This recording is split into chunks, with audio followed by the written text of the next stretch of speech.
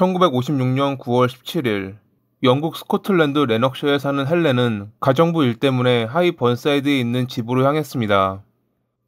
8시 45분 무렵 주인 집에 도착했을 때 이상함을 느낀 그녀. 평소와는 달리 집에서 아무 소리도 들리지 않는, 마치 아무도 없는 듯한 삭막한 느낌이 들었던 것입니다.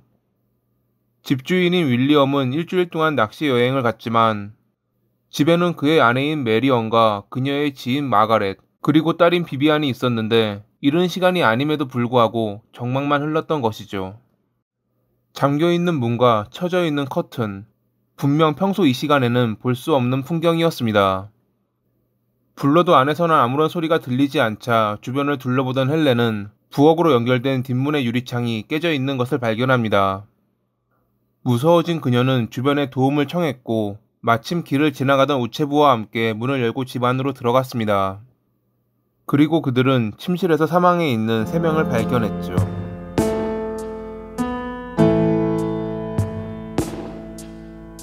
현장에 출동한 경찰은 피해자 모두 근거리에서 총을 맞았고 별다른 저항 흔적도 발견되지 않았기에 범인이 지인일 가능성이 높다고 생각했습니다. 그들이 의심했던 이는 낚시를 간다며 일주일 동안 자리를 비웠던 윌리엄이었죠. 그가 불륜을 저질렀다는 것이 밝혀지자 경찰은 불화로 인한 살인이라고 생각하며 그를 체포했습니다. 밤새 낚시터부터 집까지 약 140km가 넘는 거리를 운전했고 범행을 저지른 뒤 강도의 소행으로 몰기 위해 유리창을 깬 것 아니냐는 검찰의 질문에 윌리엄은 자신의 무죄를 주장했지만 홀로 낚시 여행을 갔던 그의 알리바이를 증명해줄 사람은 없는 듯 보였습니다. 게다가 그가 머물렀던 호텔 인근에 있는 크리난 운하에서 총과 피 묻은 옷이 발견되자 검찰은 그가 범인이라 확신하고 있었죠. 하지만 범행 시간에 낚시터 인근에서 그를 보았다는 나룻배 기사와 인근을 지나갔던 행인의 증언으로 윌리엄은 2개월 뒤 풀려날 수 있었습니다. 이러한 경찰의 수사를 보며 비웃고 있는 이가 한 명 있었습니다. 그는 사건의 진범인 피터라는 남성이었죠. 사실 처음 경찰은 윌리엄을 유력 용의자로 선정하긴 했지만 피터 역시 용의자 중 한 명으로 보고 있었습니다. 당시 인근 지역에서 또 다른 집에 강도가 들었다는 신고가 있었고 현장에서 과거 강도 전과가 있던 피터의 흔적이 발견됐었거든요. 물론 이 강도 사건과 3명을 살해한 사건의 연관성은 없었고 윌리엄이 유력 용의자였기에 피터는 별다른 신문 없이 풀려났지만 2개월 뒤 윌리엄의 알리바이를 증명하는 이들이 나타나 용의자가 없어졌음에도 피터가 다시 신문받는 일은 없었다고 합니다. 차라리 이때 좀 더 그를 신문하고 조사했으면 앞으로 벌어질 다른 사건은 일어나지 않았을지도 모릅니다. 1927년 3월 13일에 미국 뉴욕에서 태어난 피터. 스코틀랜드인이었던 부모님을 따라 1932년에 스코틀랜드 버켄셔로 온 그는 어린 시절 또래 친구들에게 괴롭힘을 당했다고 합니다. 미국에 있다 와서 그런 것인지 아니면 다른 문제가 있었는지는 잘 모르지만 한 가지 확실한 것은 10살이 되던 해부터 그는 나쁜 사람의 길을 걸었다는 것입니다. 당시 그는 버켄셔 경찰 사이에선 좀도둑으로 유명했습니다. 어린 나이라 처음에는 봐주기도 했지만 날이 갈수록 그는 대범해졌고 16살이 되던 해에는 성폭행 범죄로 9년의 감옥살이를 하기도 했습니다. 풀려난 뒤에도 그는 여전히 강도질을 하고 다니며 바뀌지 않는 나쁜 사람이라는 것을 보여주었죠.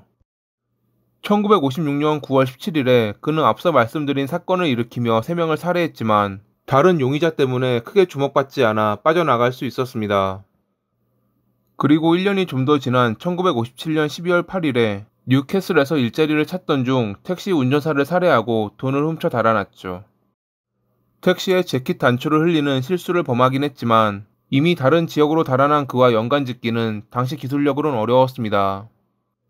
같은 달 28일에 사우스 래너크셔주에 있는 한 학교 인근에서 축제를 즐기고 귀가하던 여학생을 성폭행한 뒤 살해해 유기했고 1958년 1월 1일에는 한 가정집에 들어가 일가족 3명을 살해하는 범행을 저지르기도 했죠. 이것이 공식적으로 알려진 그의 마지막 범행이었는데 그는 범행을 저지른 뒤 피해자의 집에 일주일 동안 머무르며 밥을 먹거나 피해자의 반려동물에게 먹이를 주었고 피해자의 차를 훔쳐 달아나다가 자신이 저지른 여학생 사건을 조사하는 경찰을 차에 태우는 대범함을 보이기도 했습니다.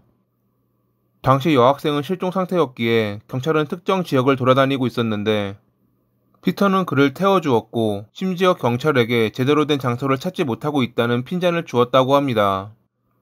이렇게 경찰까지 농락하고 있던 그는 자신이 마지막 범행에서 실수를 저질렀다는 걸 전혀 모르고 있었습니다. 그는 피해자의 집을 떠날 당시 돈을 훔쳤었는데 술집에서 그 돈을 사용하다 의심을 산 바텐더의 신고로 용의자가 됐습니다.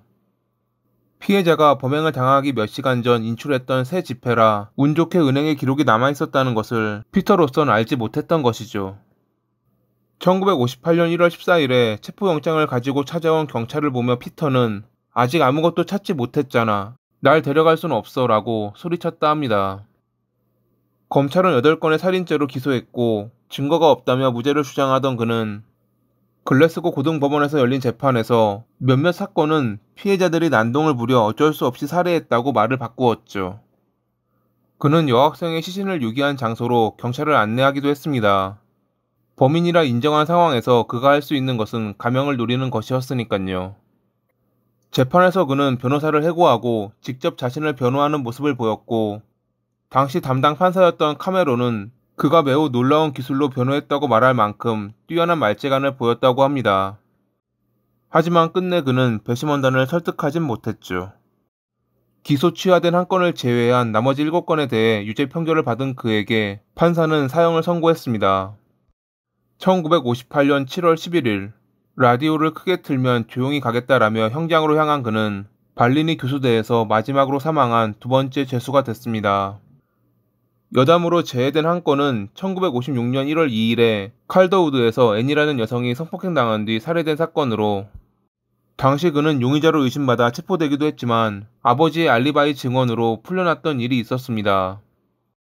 1958년에 그가 다른 사건들로 체포됐을 때 검찰은 이 사건을 재조사했고 그의 아버지가 거짓말을 했다는 것을 밝혀냈지만 끝내 증거 불충분으로 기소를 취하해야 했습니다. 그리고 택시기사 사건의 경우 그의 형이 집행된 뒤에 그의 재킷 단추가 택시에서 발견된 단추와 동일하다는 것이 밝혀졌지만 이미 사망한 뒤였기에 검찰은 그가 범인이라고 의심될 증거가 있다고 발표했을 뿐 정확히 범인이라고 지목하지는 못했다고 합니다. 나쁜 사람의 길을 걸으며 버켄쇼의 야수라 불렸던 피터. 그가 지옥에서 영원히 고통받고 있기를 바라며 이만 마칩니다. 오늘도 시청해주셔서 감사합니다.